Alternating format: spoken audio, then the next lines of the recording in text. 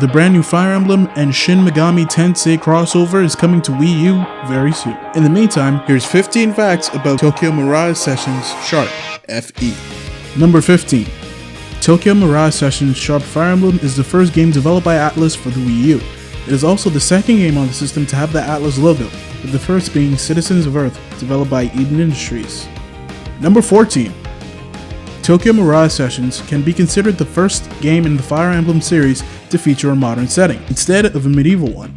In fact, it was revealed in an Iwata Ass panel that one of the many early design concepts for Fire Emblem Awakening actually featured a modern design. There was even one where the game would be based on the planet Mars. Number 13. The Japanese title, Genei Inbun Roku, Sharp FE, can be translated as Illusory Revelations, Sharp FE. However, the official English title is Tokyo Mirage Sessions, Sharp FE. The interesting thing about this is that the upper text can be abbreviated as TMS, which inverted is SMT, the abbreviation of Shin Megami Tensei. Number 12. While it sounds crazy, it isn't Nintendo who is translating the game, but rather Atlus. While the company said it was a priority to ensure the game feels familiar to longtime Atlus fans, there were several in-game content changes to follow the requirements and regulations of the territories Nintendo distributes its products. This may sound a little contradictory though, since in the first trailer back in 2005, it didn't just show the Japanese footage, but also showed that it was expected to have an M rating, meaning that the content was actually toned down to fit a T rating instead, probably for Fire Emblem fans. Number 11. While the game was expected to be localized with English voice actors, it looks like both companies decided to keep it in Japanese. It may not be surprising because of the theme of the music, but considering that Atlus is behind the localization and Nintendo is supervising it, it actually isn't that much of a surprise. Probably Nintendo didn't want to do something like Atlus did with Stellar Glow, an SRPG released for the Nintendo 3DS which also featured a Japanese music theme but had an English voice cast.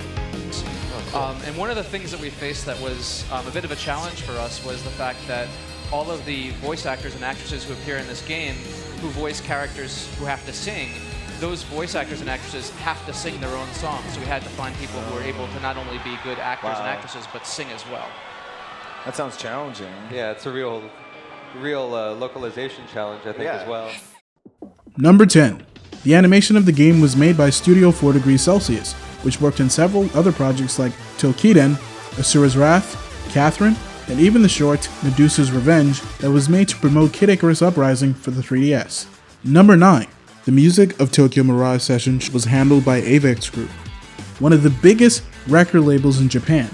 The music is a big feature in the game, which includes several professionally made songs and choreographies. Number 8.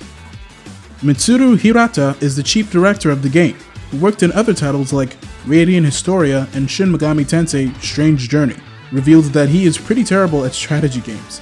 Despite being highly experienced in hard RPG games, when he bought the original Fire Emblem over 25 years ago, he found himself with problems with the game's difficulty. However, he found that needing to pay attention to the units, since if they died they wouldn't come back, was a big charm of the game. Number 7.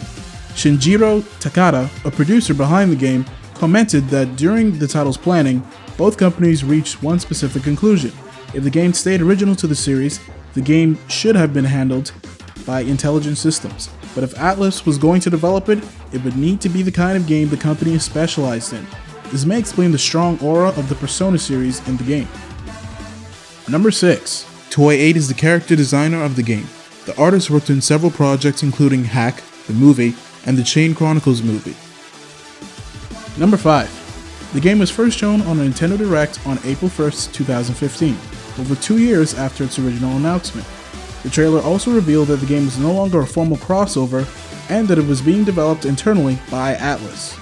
Number 4. Hitoshi Yamagami, producer of Xenoblade Chronicles, said that he wanted to release a Fire Emblem game set in modern times despite the challenge.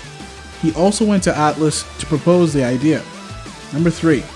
The game was initially proposed in 2009. However, Atlus initially rejected it because they were busy at the time with Shin Megami Tensei Devil Survivor 2. However, a year later, Atlus decided to contact Nintendo to do the project. Number 2. The reason the teaser barely had any details about the game is because the development of the title had fully started around a month before the trailer. Index, the parent company of Atlus, confirmed shortly after the title's announcement that the crossover was in fact an RPG. And finally, number 1, Tokyo Mirage Sessions Sharp FE was announced on January 23, 2013 as Shin Megami Tensei Cross Fire Emblem, which featured several characters from both franchises, including the recently released Shin Megami Tensei 4 and Fire Emblem Awakening.